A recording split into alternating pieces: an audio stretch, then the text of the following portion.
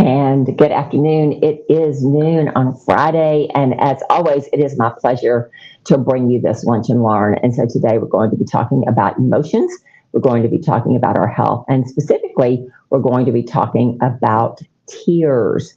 Now, if you're like me, you don't like to cry in public, it messes up the mascara, makes you all puffy, makes your nose run, all that kind of stuff. Crying is something that I would prefer to do in private.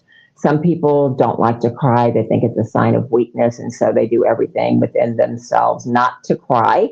So we're not going to really be talking about that. We don't want that to be the focus. Today, we want to talk about why crying is beneficial for our health.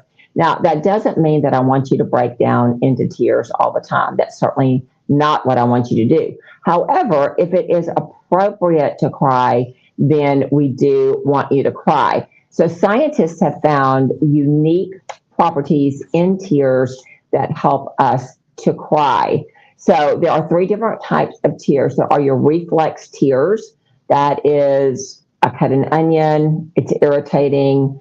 I get sprayed with pepper spray, I'm irritated. So I have a reflex of tears to wash out the offending whatever it is, okay? There are your regular tears, which are called basal tears. This is what keeps your eyeball moist. This is what helps your eyelid glide over your eyeball. And so this is a normal function of the eye. And then there are emotional tears. These can be trauma tears. These can be tears of joy. These can be tears of grief. They can be any kind of tear that is a part of an emotional response. Now, if you're really interested in this, you can Google Carillion photography, and there are some, you're going to have to hunt for it, but there are some specific types of cameras that take specific types of photographs. And I have seen photos of tears that were from a happy emotional outburst, and they are beautiful. And then I have seen tears that were from grief or from trauma, and they are not so beautiful. So if you really want to delve into this, this is something that you can do. You can look that up. There's plenty of different things that you can see on the internet about that. There is a doctor, Japanese doctor, I can't remember his name, but he has quite a project of photographing water. Now, every drop of water is different. Water will respond to music. So he's got photographs where you play good classical music, you get a response. If you play heavy metal, that kind of thing, you get a different response. The water looks different.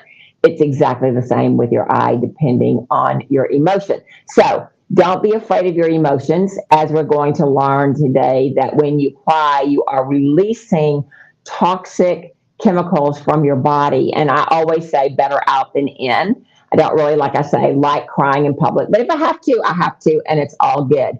Crying is something that few of us think about until we're right in the middle of us. How many times do you look at the television and there's an SPCA commercial and you're just, in tears because of those poor animals? Or you see the starving children in Africa, or you see anything else that tugs at your heartstrings, and you have this emotional response. Crying allows us to express that emotional response, which is very, very important.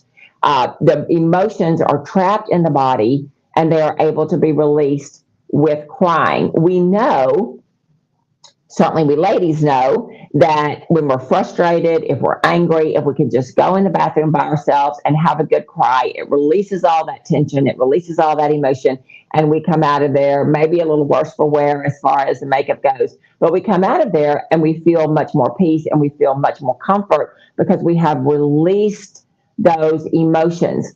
We want to do that. We don't want your emotions to be trapped in the tissues, because guess what? If they're trapped in the tissues, then you are going to have some problems, because that trapped emotion is going to be a problem. I have a book here that I want to talk about in a moment that I'm going to show you, okay? And the title of the book is Feelings Buried Alive Never Die. So how many times have you been going about your daily routine, whatever, and all of a sudden you have some kind of emotional outburst? and it was like inappropriate. It was way more than the situation called for. That's because you had trapped emotions somewhere, and they are going to come out at the most inopportune time. If you have a good deal of trapped emotions, then you're going to be setting yourself up for sickness and disease. And so we don't want to do that. Crying expresses our emotions so they don't get trapped in the body. If they get trapped in the body, then we have what is called stagnation. The concept of stagnation works on two levels. It works on your energetic level and it works on your physical level. Stagnation is a significant cause of disease, and emotional stagnation is no exception. So if we have stagnation in the body, we're not eliminating properly, we're not circulating properly, we're not absorbing properly. Those things cause stagnation. Anytime we have that, then we have a problem. Emotionally, it is just the same. Crying is one of the ways that we can move the things that have built up in the body and in the mind.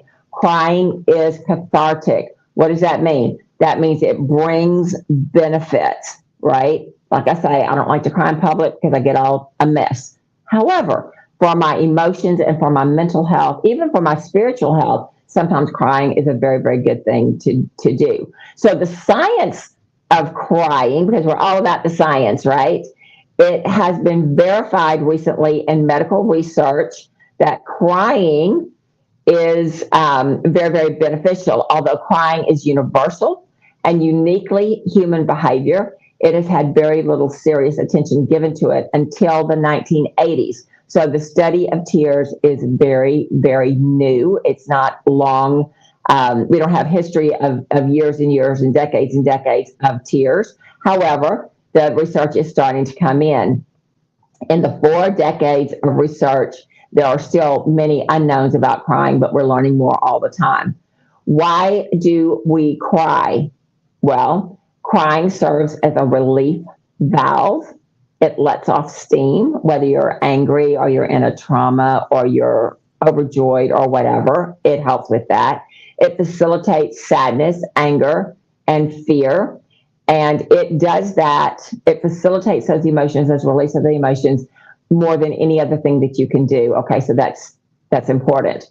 In the cold language of science, studies suggest that crying may be an attachment behavior designed to elicit help from others. So we do know that when someone is sitting next to us and they start to cry, our heart goes out to them, our compassion goes out to them, and we want to do whatever it takes to get them out of that emotional response. Why? We feel a little bit uncomfortable ourselves, but also we know that they're struggling. And so our natural human compassion, comes out to help them. So the scientists are saying that crying may be an attachment behavior.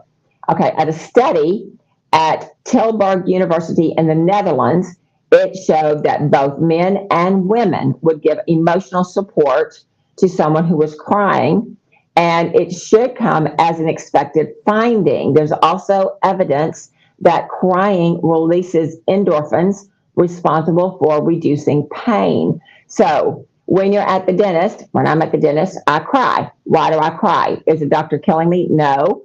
But I have had significant trauma when I was a child at the dentist, and it is trapped in my body. So when I'm sitting in the dentist chair, I am very anxious. I am very on edge, and the doctor won't hurt me, but when the exam is over, I'll just start crying. Why is that? Because it is an emotional release from that trauma from years ago when I had a dentist that was very much like, he was very nice, don't get me wrong, he was very, very nice, but he would be drilling in my teeth and I would hold my hand up like this hurts. He goes, oh, no, it doesn't hurt. He drills some more. And so I had a very traumatic visit, multiple visits to the dentist. And so as an adult, I have real trouble controlling my emotions when I'm in the dentist chair. So I'm just, now you know more about me on that, okay? So research conducted by the psychologists at the University of South Florida show that skin sensitivity increases and breathing deepens both during and after crying. Now, we all know that when we cry and we cry hard, we, we have that deep, deep breathing, right? Well, your skin is a lot more sensitive after a crying bout as well. So they have shown that. It is possible to cry, that crying is both an arousal distress signal meant to restore psychological and physiological balance, the researchers say. Other scientists suggest that emotional tears may signal distress, prompting group behavior, encouraging social support, and inhibiting aggression. And if there's anything we need today, it is inhibiting aggression. All right. Emotional tears contain manganese, which is an essential nutrient, meaning that the body requires it to function properly. Lower levels of manganese can cause impaired blood clotting, skin problems, and slowed wound healing. It also can have decreased fertility. So, if any of these things appeal to you or apply to you, then you may want to look at a good multivitamin with manganese. Manganese is a trace element. You're not going to have a lot of it in there. But if you're deficient in it, then that might be something that you need, okay? Too much manganese is toxic and can cause neurological symptoms that include tremors, difficulty in walking, and facial spasms. So you want to get good whole food vitamins, right? If you've been watching us, you know that we got our little scanner. I didn't intend to use the scanner today, but we've got this little scanner that tells us where we are in our nutrition. And they have very easily absorbable multivitamins that are not synthetic, that are not going to build up in your tissues and cause toxicity. But if you are deficient in those minerals and vitamins, it's going to give you what you need, and you're going to be able to absorb those and utilize those in a way that you need to. All right. Prolactin also is involved in your tears. Emotional tears contain potassium, which is for the proper functioning of nerves, muscle control, and blood pressure. Prolactin, which is involved in stress, is also a hormone that is produced in the pituitary, and usually it signals the mother to release milk when she's had a baby. Everybody has prolactin. We just don't want to have too much of it, so don't kind of get freaked out about that, okay? Women have more prolactin. I think the ratio is 5-1 than men do, and that would make sense because no matter how you identify, a man is not going to lactate. I'm just going to throw that out there, okay? Evidence suggests that for cultural reasons, studies are still being done to find out why men don't want to cry, men are shamed when they cry, and that kind of thing. So we need to look at that a little bit further. Another compelling finding suggests that people who cry more tend to suffer fewer stress-induced diseases such as heart disease, ulcers, and colitis. So I will tell you, in our clinic, we have a lot of people that come in with colitis. We have a lot of people that come in with blood pressure issues. And so these people may need just to cry more to get that negative emotion out of their body. So the studies show that if you are a crier, you're going to be protecting your health. And so we like to know that. The study shows that people with stress-induced conditions tend to cry less. So they've done two different studies, all right, but they both come up with the same conclusion.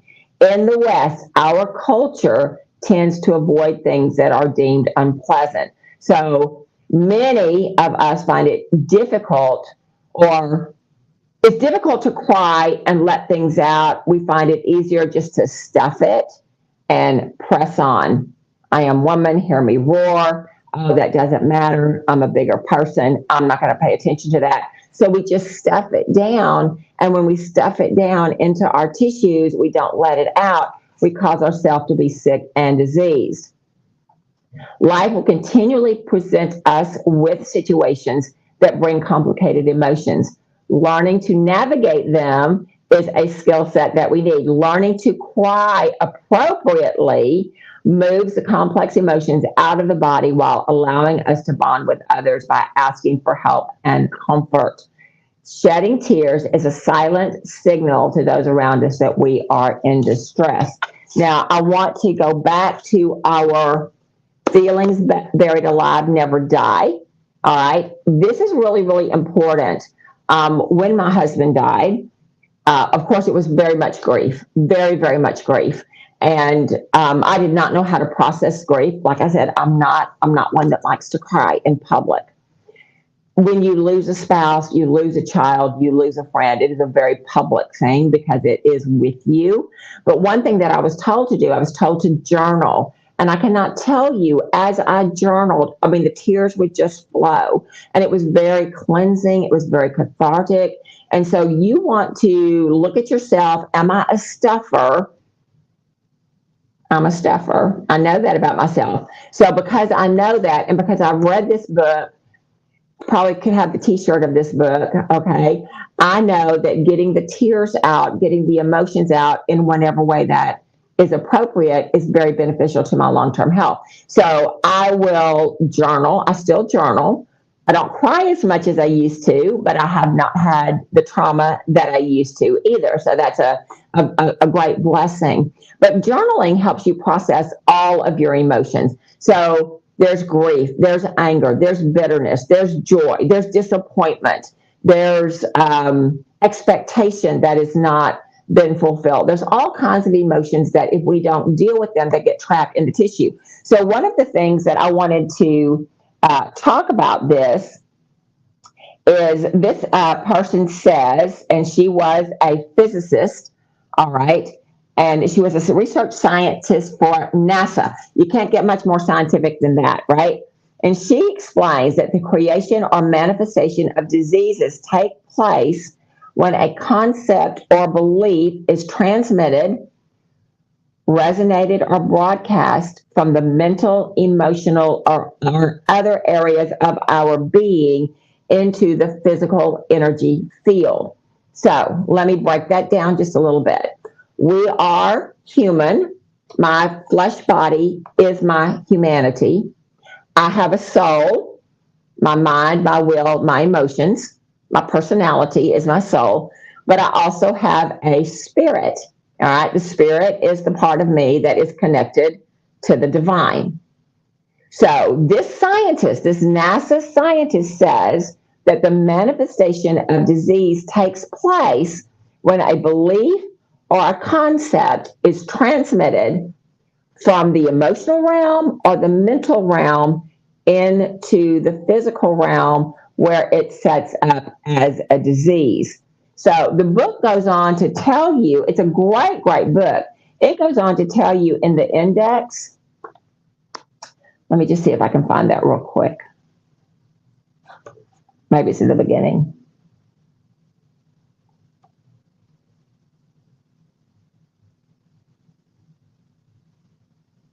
Yes, probable feelings causing illness. Let me get to that page because that's just a nice page. So, for example,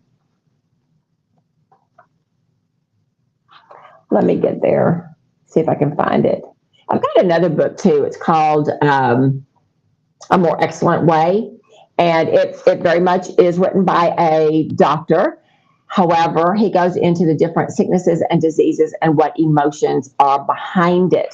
And so it's really, really important. And this book does as well. Here we go.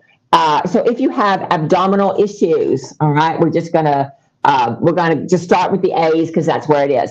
If you have abdominal issues, could be the incorrect use of judgment, identifies with possessions and has very little sense of self, feeling possessive of someone, worrying about the needs of others or needs to change of self, feels responsible for giving understanding, help, and encouragement, feeling undue tension, anxiety, and fear, which restricts energy flow. All that's important. Abscess, right? Seething, unresolved hurt feelings, wanting revenge, festering feelings, stagnation, holding on to old concepts, right? Accidents, people that are accident prone, high levels of stress in their life, they're tense, they're worried, they feel a need to punish self. Now, nobody is going to say, oh, I feel a need to punish myself, so I'm going to have an accident. Nobody's going to say that. However, if that is a belief system, it will manifest itself in the physical, because that's what happens. Thoughts or things that if you meditate on them, if you cogitate on them, they will manifest throughout your physical body. So that's important. Feelings of resistance toward authority will lead to accidents. Unable to take a stand, being wishy-washy, leads to accidents. Just going to throw that out there. We're still in the A's. Aches, feeling of being all alone, feeling separated from a source of love. Now, if you're feeling separated from a source of love, you should be doing a lot of crying, because that's a very, very sad thing. If you're stoic about it, if it's, oh, it doesn't matter, I don't need anybody, I'm good by myself, that's being suppressed in your body, and it's going to come up in a manifest way. So, addictions, Addison's disease, I mean, it goes on and on and on. Calluses, if you develop calluses very easily, it says that you have an inability to flow with life. You're not wanting to circulate, to be open to new learning. So lots of things to choose from in this book. And so it's very, very powerful. If sickness and disease is something that you feel has a hold on you, then you might need to cry more, but you might need to get this book. And no, I don't get any royalties or anything. I'm not, I'm just saying it is a good resource that I have found very helpful in my life. There is, if you feel emotions, right? If you feel a death wish, what could you feel? What could you feel instead?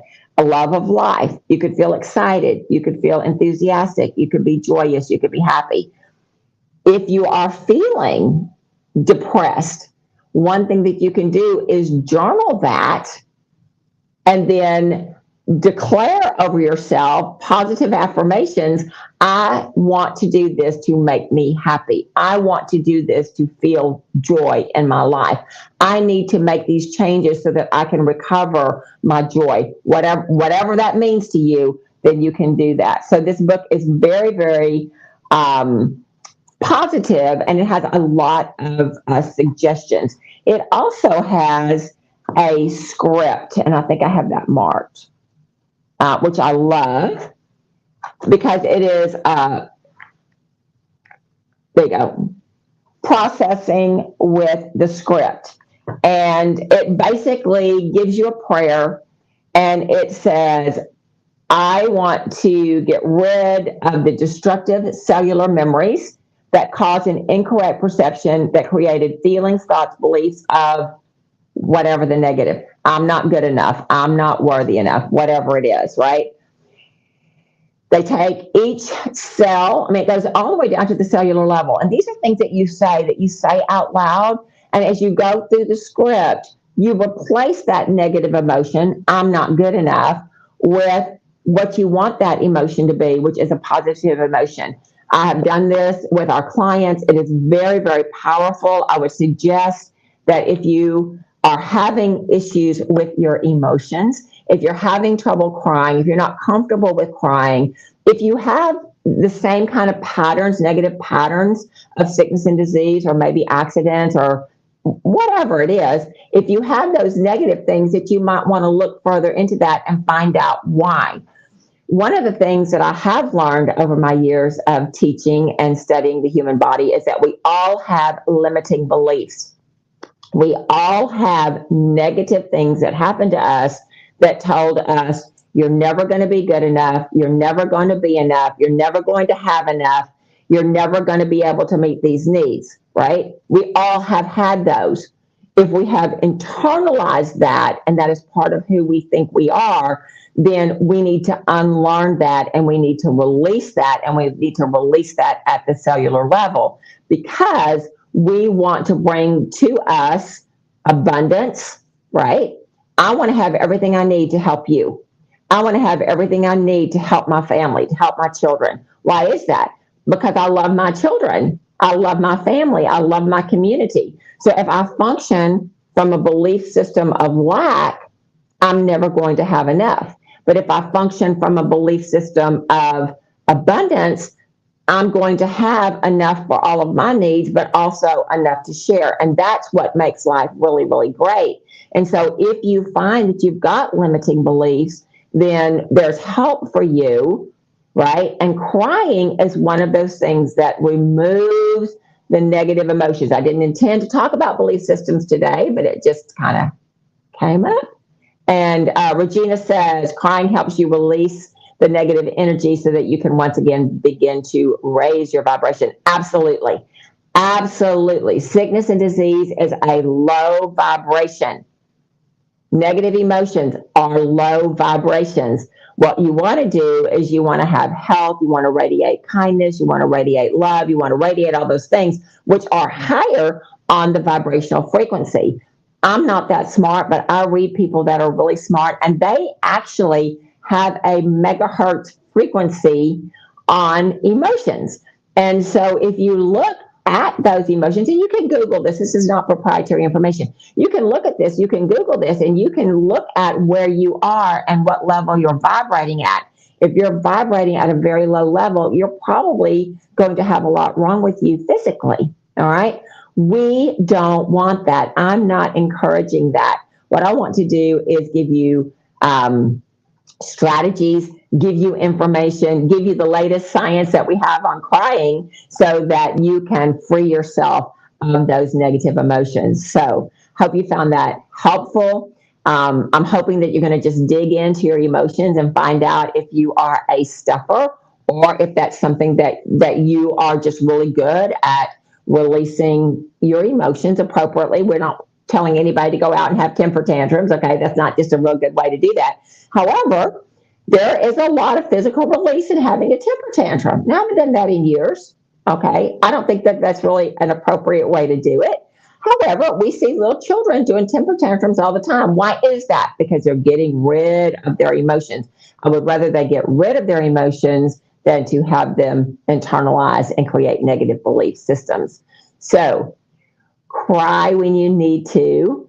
Journal every day because that's going to facilitate a lot of things to be expressed and expelled, not stuffed and internalized. And if you are dealing with health challenges and you think emotions might be behind it, this is a great resource.